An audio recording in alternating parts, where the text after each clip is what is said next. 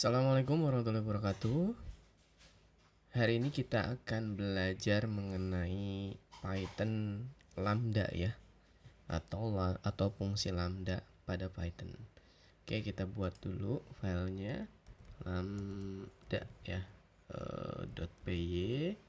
Nanti kita akan masukkan beberapa fungsi dari lambda.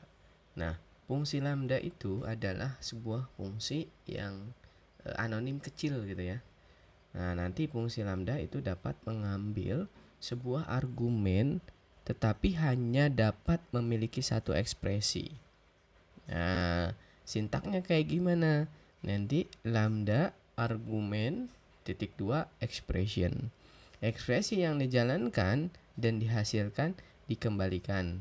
Jadi contohnya seperti ini. Kalau misalkan kita punya lambda, nah ini contohnya n misalkan ya, bisa apa aja nanti penamaannya. Ini lambda, nah ini udah keluar lambdanya sendiri. Terus nanti a titik 2, terus a ini dijumlahkan dengan a plus di plus ya, dijumlahkan dengan 10 atau dengan 5 gitu ya. Nanti dengan 5 misalkan ini nilainya integer. Lalu kita print hasilnya di sini. Print ini sampel pertama untuk lambda. Kita akan buat x sendiri nih. X, terus nanti kita akan kalikan ke 5. Nah, ya lambdanya. Nah, ini kita coba lihat di sini apakah memang ada maaf, di sini harusnya n sesuaikan dengan yang di atas ya. N. Nah, ini n dalam kurung nanti 5. Apa yang terjadi? Coba kita lihat untuk contoh lambda pertama. Yes, nilainya 10 didapat dari dikembalikan ya dari lambda tersebut gitu ya. Lalu bagaimana jika sampelnya itu bukan seperti itu gitu. Jadi ada lagi misalkan di sini n lambda a dan b, nih nilainya ya, a, b. Nah, nilai a itu dikembalikan lagi jadi a dikali b gitu ya. Jadi nilainya sudah ada a dikali b gitu. Nanti ini b.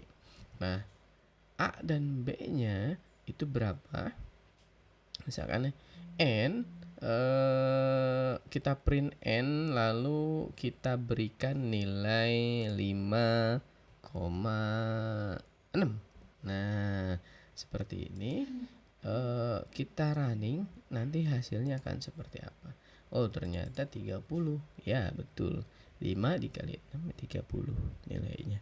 Nah, masuk ke dalam posisi lambda itu contoh kedua dari sebuah lambda ketika kita pergunakan. Lalu ada juga misalkan gimana kalau lambdanya itu ABC, terus A ditambah B ditambah C. Nah, kita nilainya diberikan ketika kita printkan gitu ya. Nah, contoh misalkan ini nilainya adalah A, nambah ya, nambah jadi C gitu ya. Ini kita edit aja di sini ya. Nah, ini nanti itu akan kita buat sebagai penjumlahan. Ini bebas ya, mau pengalihan atau penjumlahan, tapi di sini saya contohkan untuk penjumlahan 3. Nah, ada C, lalu yang ditambahkan adalah 5 ditambah 6 ditambah 2 atau 3 lah ya, ditambah 3 gitu ya. Nanti kita coba untuk running, hasilnya maka akan 14. Nah, kalau misalkan dijumlahkan dengan kalkulator sendiri, kira-kira itu benar atau salah gitu ya. Nah, itu kita bisa analisis sendiri ya. Nah, kalau misalkan dari hasil ya sudah betul. Itu adalah contoh dari sebuah lambda. Nah, mengapa harus menggunakan fungsi lambda gitu? Padahal kan bisa langsung aja gitu variabelnya kita bikin x misalkan 5 ditambah ini ditambah ini ditambah ini gitu kan. Itu udah hasilnya udah sama juga gitu penjumlahan. Nah, di sini akan dijelaskan mengenai kekuatan lambda lebih baik ditampilkan saat kita menggunakan sebagai fungsi anonim di dalam fungsi lain.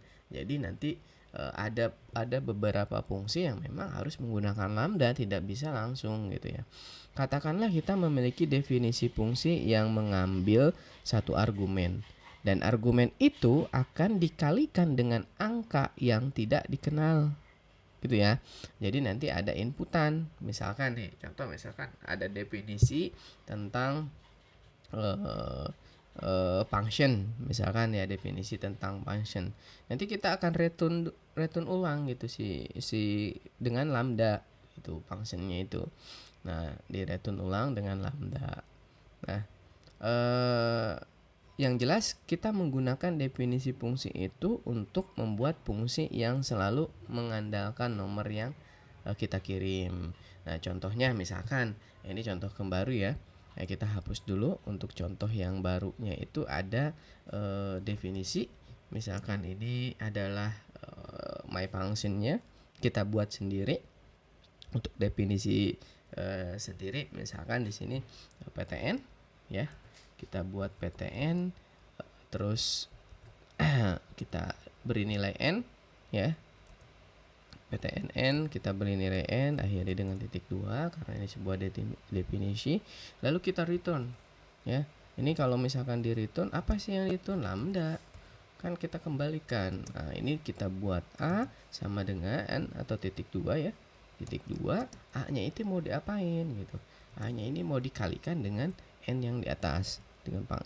Dengan definisi n yang di atas kita kalikan. Terus setelah dikalikan, kita harus buat jadi double ya. Jadi nanti kita harus buat menjadi double, atau enggak gini, ini kan PTN, kita buat jadi Rian gitu. Nah, ini kita bikin sebuah sama dengan my fungsi 2 gitu ya. Nah, itu di mana kita panggil si PTN-nya ini dan dibuat nilai n-nya 2 gitu. Nah, n-nya 2, setelah itu baru kita print si Rian-nya ini gitu ya. Kita print. Nah, ini kita print Rian. Saya mau mengasih nilai Rian ini adalah 11 ya. Ini bebas, misalkan mau dikasihnya berapa karena a-nya anytime. Oke, kalau udah seperti ini kita save juga, lalu kita enter, maka hasilnya 22. Nah, itu bisa dipastikan hasilnya 22 ya. Karena 11 dikalikan dengan 2. Kalau misalkan di sini dikasih nilai 7, ya kita running, hasilnya akan 14. Sesuai ya. Itu hanya pengalian sebagaimana mestinya. Oke. Atau gunakan definisi fungsi yang sama untuk membuat fungsi yang selalu melipat gandakan jumlah yang dikirim. Jadi fungsinya sama, tapi melipat gandakan fungsi atau jumlah yang dikirim. Jadi gini, kalau misalkan kita rubah suatu pengalinya, nah apa yang kita rubah? Oke, yang kedua itu adalah fungsi yang sama, cuman di sini yang kita rubah adalah yang membuat pengalinya gitu ya. Kalau ini kan dikali 2, ini dikali 3 ya, jadi buat di double, di triple gitu ya. Pengalinya nanti kita tinggal langsung running, maka secara otomatis dia akan mengalihkan ke 3 kayak gitu ya. Ini pengganti n yang sama ya, pengganti n, ini pengganti a gitu. Kalau nilainya a mau diganti ya silahkan gitu. Nah, beda-beda. Nah, itu juga bisa menggunakan definisi fungsi yang sama untuk membuat kedua fungsi. Nah, dalam program yang sama kayak gitu ya.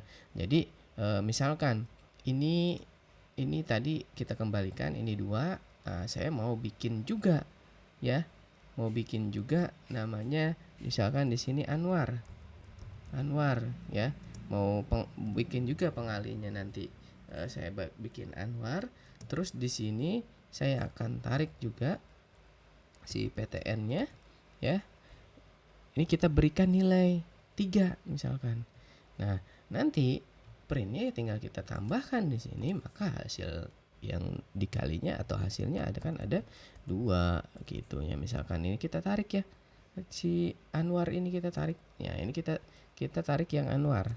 Nah, kita berikan nilai di sini 11 seperti itu. Nah, ini kita simpan lalu kita running. Maka hasil yang akan muncul adalah 14 dan 33 gitu ya, sesuai dengan jumlah yang lambda itu jumlahkan gitu ya. Nah, kalau untuk fungsi lambda sendiri, yaitu saran saya gunakan fungsi lambda ketika fungsi anonim diperlukan untuk waktu yang singkat. Baik, terima kasih untuk pertemuan lambda. Cukup di sini saya akhiri. Wassalamualaikum warahmatullahi wabarakatuh.